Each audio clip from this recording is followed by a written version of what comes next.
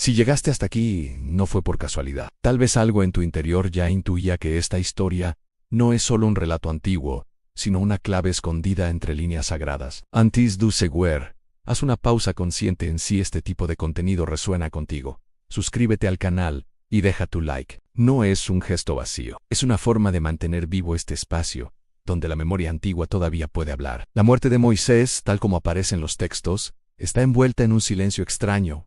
No hay tumba, no hay lugar de peregrinación, no hay restos que el pueblo pueda venerar. Solo una frase breve y desconcertante que afirma que nadie supo jamás dónde fue enterrado su cuerpo. Y es precisamente ahí, en ese vacío narrativo, donde se abre una grieta por la que asoma una de las disputas más intensas del mundo invisible, la lucha entre el arcángel Miguel y Lucifer por el cuerpo de Moisés. No hablamos de una batalla de espadas ni de fuego cruzando los cielos como muchos imaginan. Hablamos de un conflicto de autoridad, de ley, de propósito. Un enfrentamiento que no se libra en el campo físico, sino en el plano de lo que el cuerpo representa. Porque el cuerpo de Moisés no era solo carne sin vida, era un testimonio. Era una prueba, era un símbolo peligroso. Moisés no fue un hombre común. Fue aquel que habló con lo divino cara a cara, el que subió al monte y descendió con la ley, el que separó aguas y condujo a un pueblo entero a través del umbral entre esclavitud y libertad.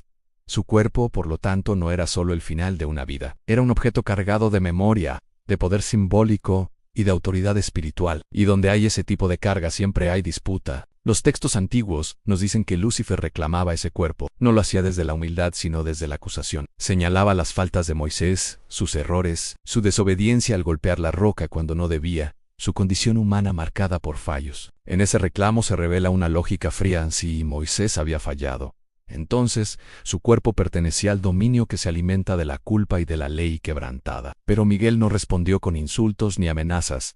Y esto es crucial. Miguel no argumentó desde la fuerza, sino desde la obediencia. No se colocó por encima del juicio, sino que lo remitió a la autoridad suprema. En ese gesto silencioso se esconde una enseñanza profunda. Incluso los seres más elevados reconocen límites cuando se trata del orden establecido desde lo alto. ¿Por qué tanto interés en un cuerpo que ya no respiraba? Porque un cuerpo puede convertirse en un punto de anclaje. Si el cuerpo de Moisés hubiese sido encontrado, venerado o usado como reliquia, el mensaje se habría desplazado del camino interior hacia el objeto exterior. El pueblo habría buscado poder en los restos, no en la ley grabada en el corazón, y eso habría alterado el equilibrio del relato humano. Lucifer, cuyo rol siempre ha sido señalar la fractura, entendía eso. Sabía que un cuerpo puede convertirse en ídolo, en excusa, en cadena. Miguel, en cambio, comprendía que la ausencia también enseña, que no tener una tumba obliga a mirar hacia arriba, hacia adentro, hacia adelante. La lucha entonces no fue por posesión, sino por dirección. ¿Hacia dónde miraría la humanidad después de Moisés? ¿Hacia la materia o hacia el significado? ¿Hacia el pasado congelado o hacia el camino vivo? Hay algo profundamente inquietante en esta escena porque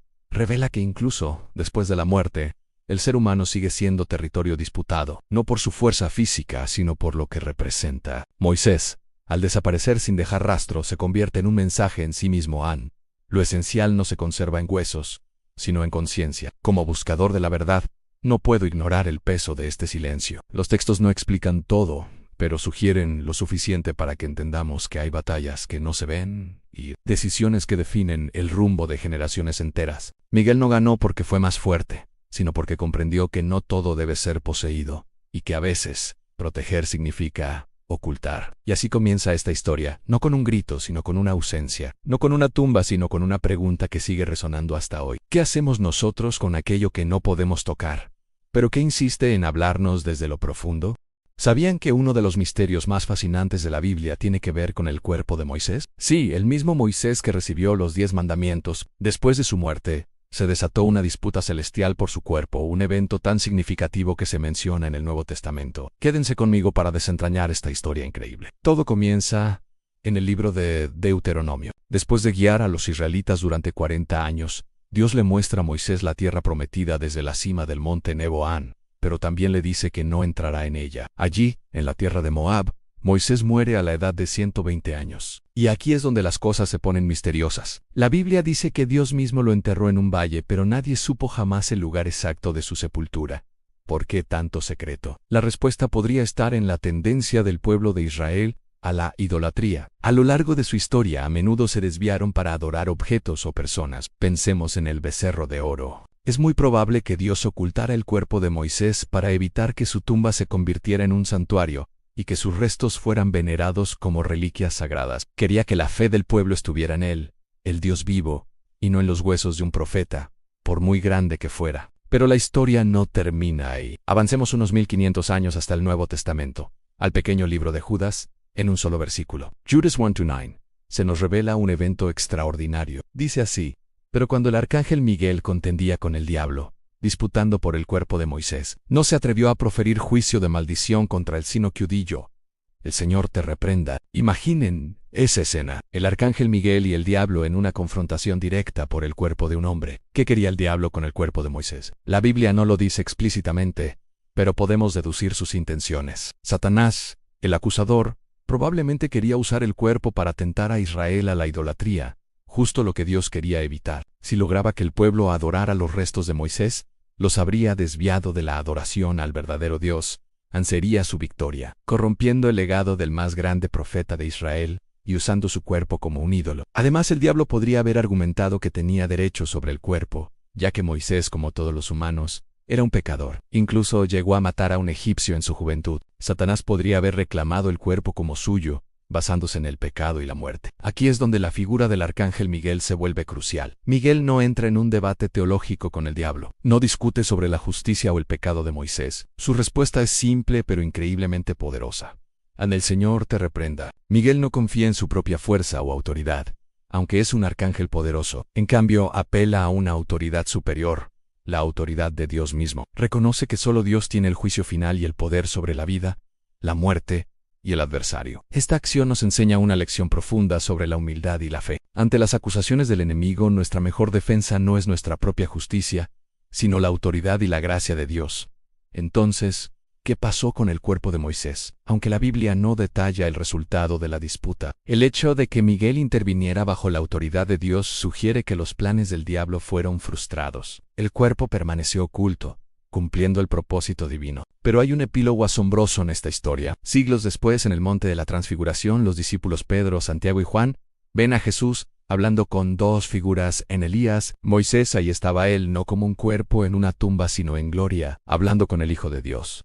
Esto nos muestra que el plan de Dios para Moisés era mucho más grande que una simple sepultura. Dios lo preservó de la idolatría en la tierra para revelarlo en la gloria celestial, como un anticipo de la resurrección y la vida eterna que Jesús traería para todos los que creen. La disputa por el cuerpo de Moisés es más que una anécdota curiosa. Es una historia sobre la soberanía de Dios, la malicia del enemigo y la victoria final de la fe. Nos recuerda que Dios protege a los suyos incluso después de la muerte, y que sus planes siempre prevalecen. Gracias por acompañarme en este viaje a través de uno de los misterios bíblicos más intrigantes. Si les gustó este video, no olviden darle a me gusta, suscribirse al canal y activar la campanita para no perderse nuestro próximo contenido. Nos vemos en el próximo video. Al llegar a este punto, la historia deja de ser solo un relato antiguo y comienza a mirarnos directamente, porque la lucha por el cuerpo de Moisés no terminó con la retirada de Lucifer ni con el silencio de Miguel. Continuó y continúa cada vez que el ser humano decide qué hacer con lo sagrado, con la memoria y con su propia historia. El cuerpo que nunca fue encontrado se convierte en una ausencia que habla. No hay reliquia que proteja. No hay monumento que encierre el significado. Lo que queda es la palabra, la experiencia transmitida, la ley interiorizada. Y eso exige algo más difícil que venerar un objeto.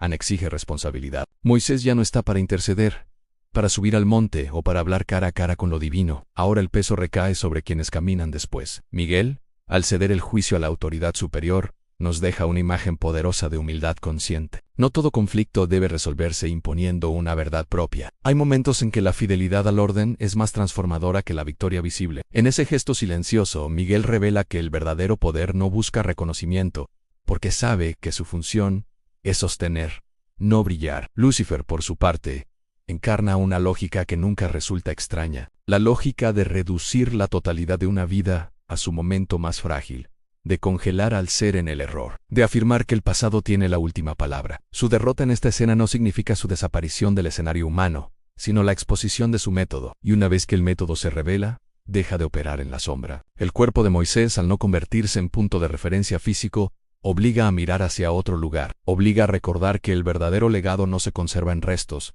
sino en decisiones, en actos repetidos, en la manera en que una enseñanza se vuelve carne en quienes la viven. Esa es una herencia que no puede ser reclamada ni poseída por ninguna fuerza. Como buscador de la verdad, encuentro aquí una clave profunda, Anai. cuerpos que deben desaparecer para que el mensaje no muera.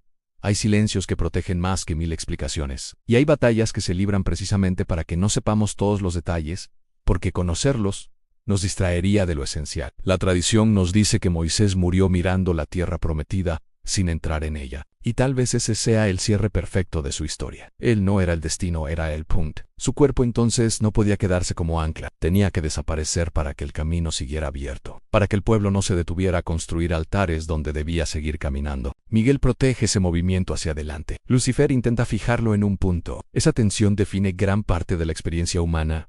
Avanzar o quedarse, integrar la ley o usarla como arma. Recordar para transformar o recordar para condenar. Esta historia no nos invita a elegir bandos visibles, sino a observar qué voz guía nuestras interpretaciones. La que libera o la que encadena. La que entiende el error como parte del camino o como sentencia final. En ese discernimiento silencioso se repite una y otra vez la antigua disputa. Y así, el cuerpo de Moisés permanece oculto no como un misterio sin sentido, sino como una enseñanza viva. Nos recuerda que lo sagrado no se posee, se honra, que la ley no aplasta, orienta, y que incluso, en las regiones invisibles, hay quienes velan para que el ser humano no confunda el polvo con la verdad que lo atraviesa.